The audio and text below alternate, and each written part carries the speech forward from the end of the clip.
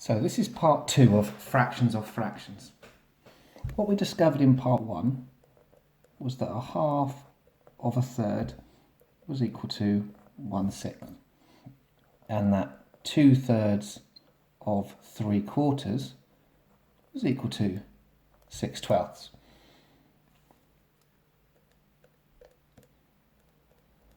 Can you see a pattern here? 4/5 of a half is equal to.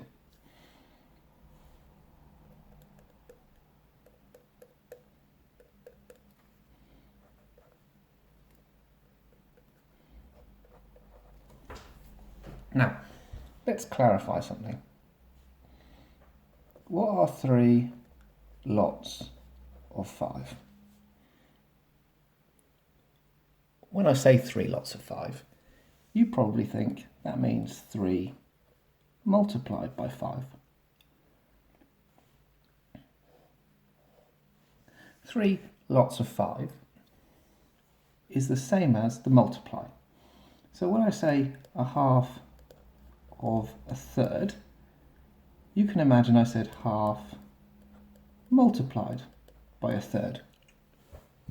So what we're doing here today isn't just fractions of fractions, we're doing multiplying fractions.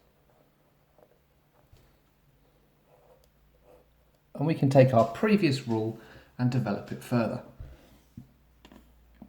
Just to clarify what that rule is, what we learnt so far is that if you multiply the numerators and multiply the denominators, you have multiplied the fractions. Part 1 of the video explains this in detail and shows with diagrams, and I recommend you watch it. Now, let's try and use this rule.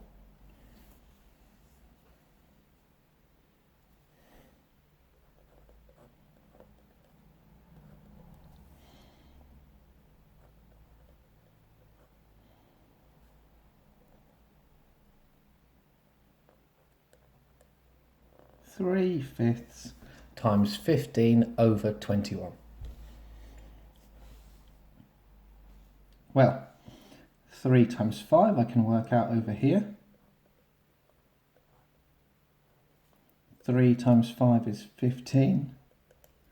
3 times 1 is 3, plus the extra 1 is 4.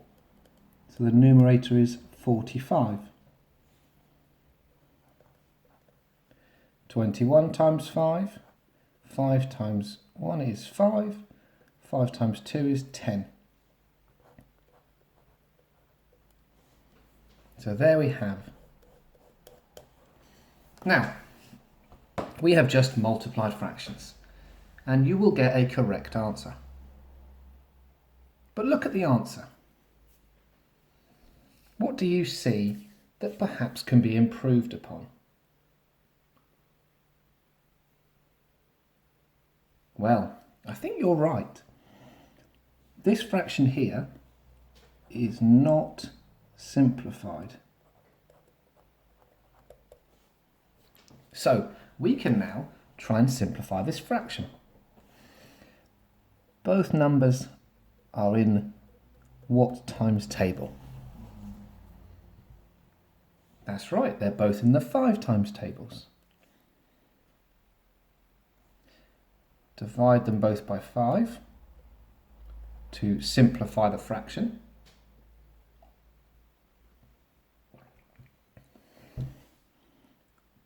This now is simplified.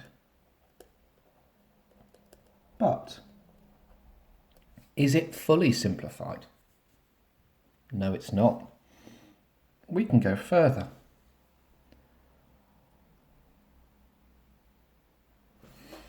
Both these numbers are in what times table?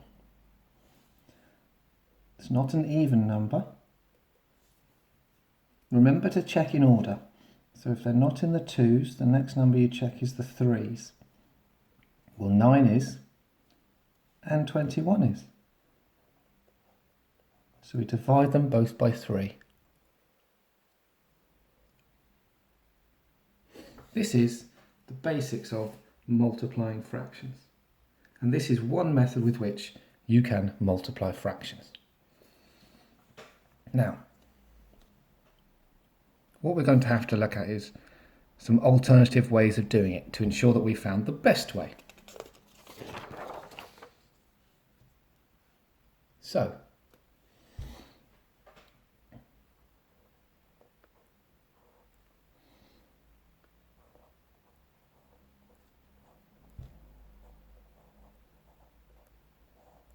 let's look at the following fraction.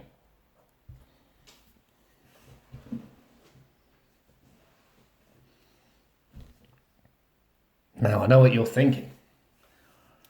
Multiplying these fractions together could take us a long time. This is a ridiculous sum to have to do. Why have I given you this sum? Is there something we're supposed to know to make this easier? I can do 165 multiplied by 32, and I can do 352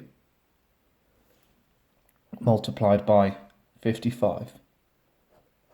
I don't want to.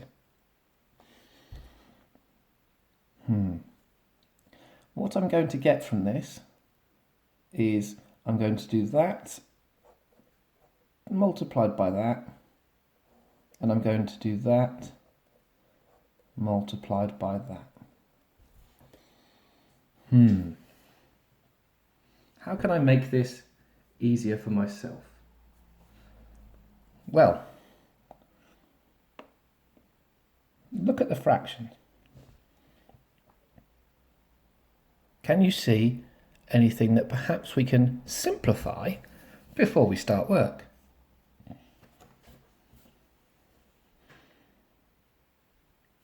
Here is an example to help.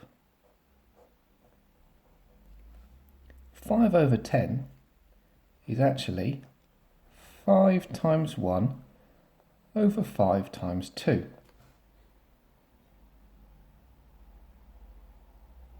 Now, when you're simplifying it, you divide both bits by 5 and leave yourself with a half. So can you see any cancelling we can do over here in order to make this easier? Well, I can see in those two numbers, they are both in the 5 times tables. So I'm going to divide both those numbers by 5.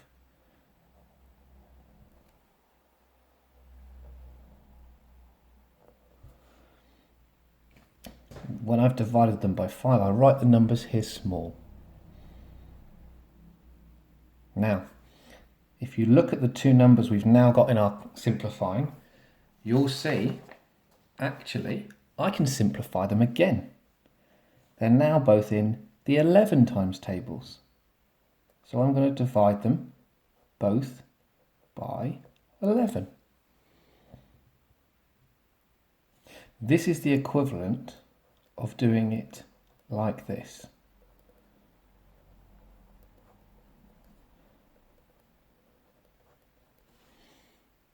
Can you see? Now, already our multiplication has become a lot easier. I know the denominator is now 1 times 352. The numerator is just 32 times 3. Shall we see if we can go further? Let's look at these two. They're both in the 2 times tables. So I'm going to divide them both by 2.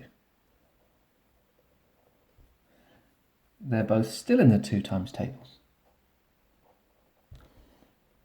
So I'm going to divide them by 2 again. Now you're going to notice that I've done something clever. 8 and 88. If I divide them both by 8 now, I get 1 and 11. And what I've reduced my sum to is much easier. So every time I've taken a pair and found a number that both goes into the So a times table they're both in, whether it's the 5s or the 2s or the 3s, checking them all in order, 2, 3, 4, 5. I've now reduced the sum to this.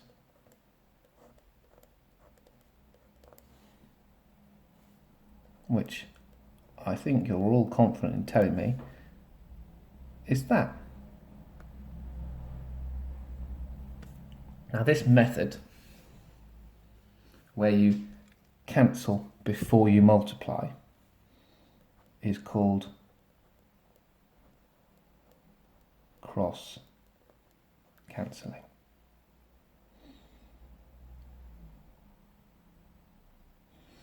Can you see why it's called cross cancelling?